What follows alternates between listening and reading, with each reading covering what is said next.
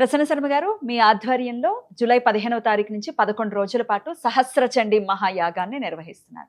ఒక చండీ చేయటం అంటేనే చాలా చాలా ఖర్చుతో కూడుకున్నటువంటి అంశం. అలాగే ఫలితం కూడా అదే స్థాయిలో వస్తుంది. సహస్ర చండీ అంటే 1000 సార్లు అమ్మవారికి సహస్ర చండీ మహాయాగాన్ని నిర్వహిస్తున్నారనేది మాకందరికీ విదితమే. కార్యక్రమం ఎక్కడి వరకు అంటే పనులు ఎక్కడి వరకు వచ్చాయండి?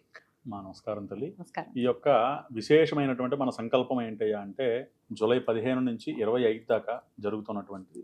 ఇది వారాహి నవరాత్రులు. ఇందులో మనం చేసేటువంటి కార్యక్రమం కూడా శుచిమాసం ఆషాఢమాస ప్రయుక్తంగా అంతర్గత వార్తాళి అంటే వారాహి పూర్వక పంచాయతన సహిత సహస్ర చండీ మహాయాగం తల్లి. చాలా అత్యద్భుతంగా చాలా విశేషమైన సంకల్పంతో ఈ కార్యక్రమాన్ని తలపెట్టడం జరిగింది.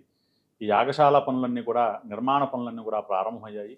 పూజా సామాగ్రి అంతా కూడా రకరకాల ప్రదేశాల నుంచి అంతా కూడా సంగ్రహిస్తూ ఉన్నాము. ఎన్ని హోమగుండాలు ఉంటాయి? 54 హోమగుండాలతో ఉంటుంది తల్లి. ఒక పెద్ద ప్రధానమైనటువంటి ఒక హోమగుండము, ఒక యాగ వేదిక, ఇవన్నీ కూడా సిద్ధమవుతూ ఉన్నాయి. ఎందుకంటే త్వరితంగా వర్షాలు పడుతూ ఉన్నాయి, రోజుల దగ్గరకు వస్తూ ఉన్నాయి.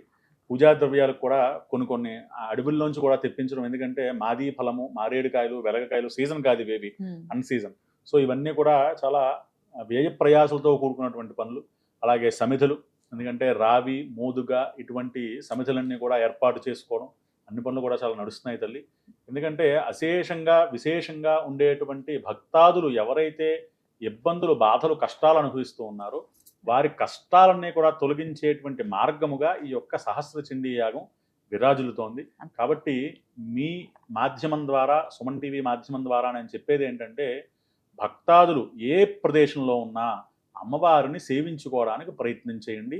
అమ్మవారి యొక్క కృపకు పాత్రులు కండి. ఎందుకంటే మీ కనుదారా వీక్షించండి, మనసారా ధ్యానించండి, అమ్మవారి యొక్క కృపకు పాత్రులు కండి. స్క్రీన్ మీద కనపడుతున్నటువంటి నంబర్కి కాంటాక్ట్ చేయండి మరిన్ని వివరాల కోసం. కృతజ్ఞతలండి. నమస్కారం.